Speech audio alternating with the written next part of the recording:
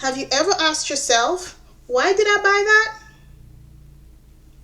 If so, this video is for you.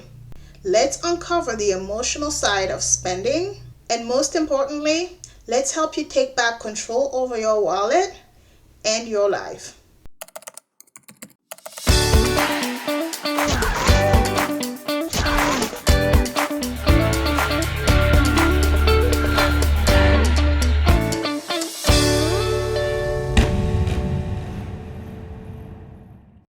So, let's talk about why you spend the way you do.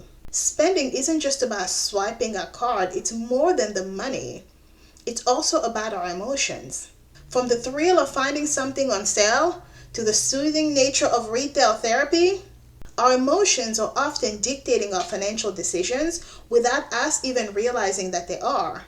The good news is, by understanding the psychology behind your spending habits, you can regain control over your spending and make better financial decisions. In this video, I'm exploring why we spend, the emotional triggers behind it, and actionable strategies to break free from impulsive spending decisions.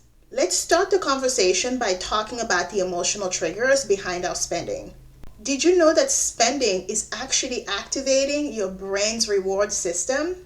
Every time you make a purchase, guess what? Your brain is releasing dopamine. Dopamine for the win.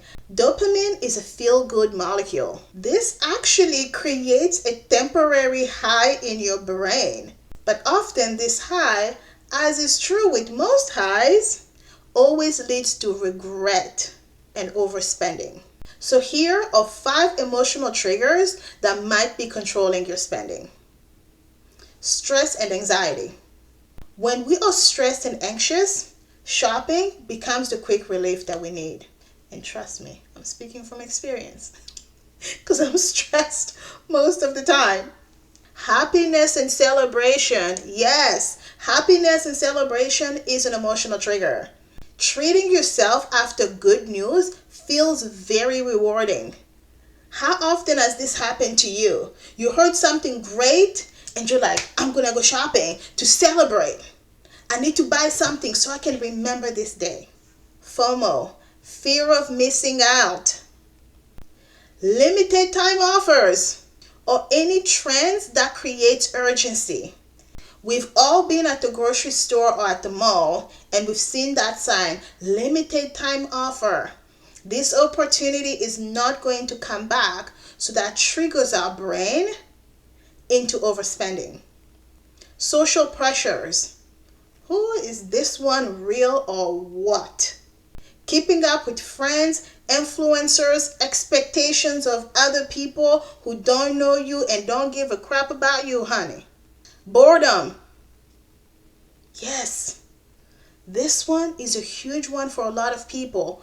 Hopefully it's not for you, because hopefully you are a hustler. You have a full-time job, you have a side hustle, but boredom is a big trigger for spending. Spending becomes a way to fill up our time and entertain ourselves. It's really important that you identify which one of these triggers really impacts you. Once you've identified the triggers that impact you, now let's talk about the strategies of how you can overcome the emotional spending that comes after the trigger. Hold on, I am not telling you to stop spending entirely. However, just make it intentional. And these strategies are going to help you. Pause before you purchase. Yes, if you want to buy something, pause. Give it 24 hours, and if you're brave enough, give it a week. This delay helps you really identify whether or not something is a need or just a want. Often, we are not really good at parsing through between what is a need and what is a want. Because we help ourselves, we delude ourselves into thinking that our wants are needs. That pair of shoes is not a need. Sometimes even that new laptop computer is not a need. It's a want. Set a spending goal. This is really important. If you have clear spending goals, you are less likely to frivolously spend on things that don't matter. Tie your purchases to your long-term goals. Have clear Goals on your savings. I want to save $1,000 by the end of March 2025. January is almost halfway, so you only have 2.5 months. So every time you want to purchase something, guess what? You would think about your savings goal before you make the purchase. Identify your triggers. This one is really important, but I know a lot of people might not really do this. Journaling your triggers is really important in helping you overcome them. So write down for every purchase, especially non-essential purchase, write down the trigger that led to that purchase. Awareness will eventually lead to control. Create a fun budget. You know this is my topic. You need to have a budget because when you have a budget, it aligns with your spending goals. And when you have a budget, especially if you are weekly monitoring that budget, you are less likely to overspend because you will be conscious of where your money is going. And by having a budget, you can actually allocate a specific amount to guilt-free spending. So in your budget, you will write down all of your important expenses. You will set all of your savings goal. You will set all of your investment goals. And then if you have money left over, you can set aside an amount for guilt-free spending. So whatever that amount is it $100? Is it $200? Is it only $50? Is it only $10? But because you have a budget, now you are really moving with intentionality and purpose. And you're putting your money exactly where it needs to be going. So now that you've allocated your money, you really have clarity on how much you have left over to spend on guilt-free spending. So whether it's $10 to $1,000, now you know. When you're going out there to have a good time, you have a clear limit and clear sets of boundaries that would govern how much you can actually spend. This one is really important. Replace shopping with other daily habits. Hear me out. Your daily habits are really important in helping to set you up for long-term financial success. Try different activities that would equally bring you joy. What is it? Is it yoga? Is it dancing? Is it walking? Right? Is it eating more cake? Of course, right? I don't want you to trade spending habits with eating habits because at the end of the day, I don't think both of them help you. But however, look for something that would replace shopping because this would help you cope with your emotional triggers. It's really important, and I feel like for every video I make has a mindset component for a reason. Because when we're talking about building long-term financial wealth, it really starts with what you think and what you believe. So breaking free of emotional spending isn't just about the tactics that I just gave you, but it's also about you changing your mindset.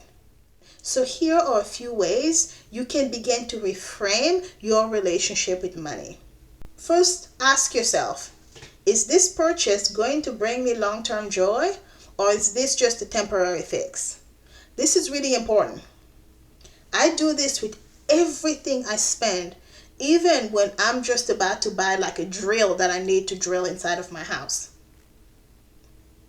I ask myself, is this something that would actually bring me long-term joy, or is this a temporary fix? And sometimes it is a temporary fix, but it's a necessary temporary fix. At that point, I'm like, okay, I won't buy it full price, but I'm going to buy it used on Facebook Marketplace. So the second thing you need to do is to determine what your values are and focus on aligning your values with your spending.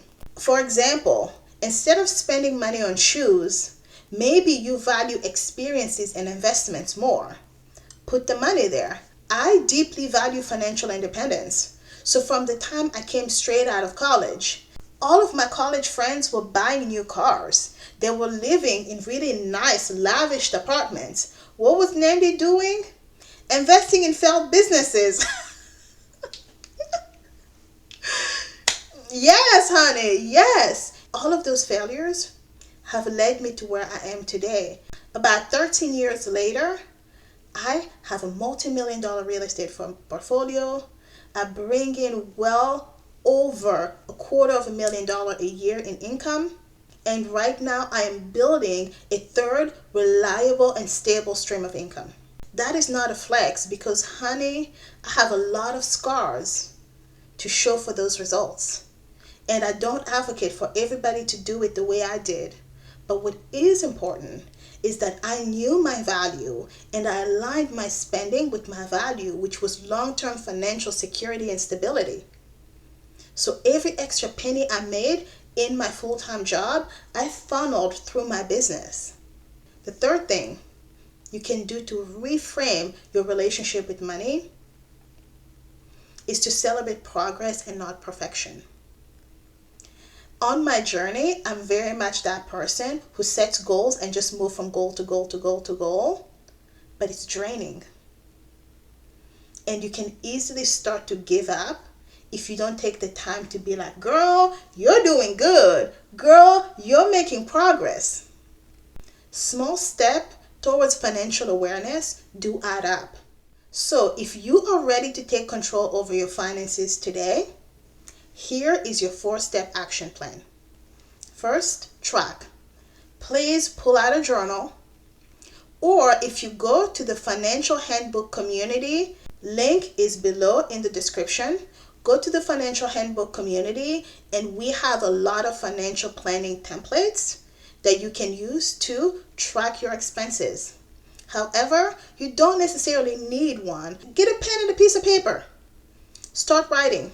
Start taking note of your emotional triggers and your spending habits, right? Let's say today you had a really bad day because your boss made you mad, and what did you do? Instead of going straight home after work, you stopped by TJ Maxx. Just write it down. Do not judge yourself. Just write it down so that you can become conscious and cognizant of it. 2, pause. Implement a 24-hour rule for unnecessary spending. 3, create a budget that includes guilt-free spending. If you do not know how to create a budget, we have a series on this channel that takes you step by step on how to create a budget. And that budget needs to have first all of your fixed and most important expenses noted. And every month your money first goes towards your investment, not your expenses, your investments. Then the money goes towards your important living expenses, utilities, home, gas, those important living expenses. And then third, it goes towards any debt priorities that you have. And then fourth, whatever is left over, that is what you are going to allocate a small portion to your guilt-free spending. Fourth thing you need to do in your action step plan is to begin to replace. Replace shopping with healthier habits. You get to decide what those are. Take the time to think it through and replace your shopping with healthier habits. Here are some great habits that I would recommend. Yoga, growing vegetables in your backyard. Yes, even if you live in an apartment, you can buy grow bags and start growing vegetables. There's something satisfying and dopamine inducing about watching something you have planted begin to grow.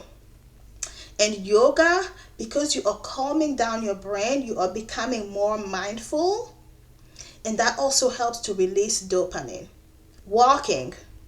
There's something powerful about going outside for a walk. Let me tell you something. Fresh air really does boost endorphins in your brain.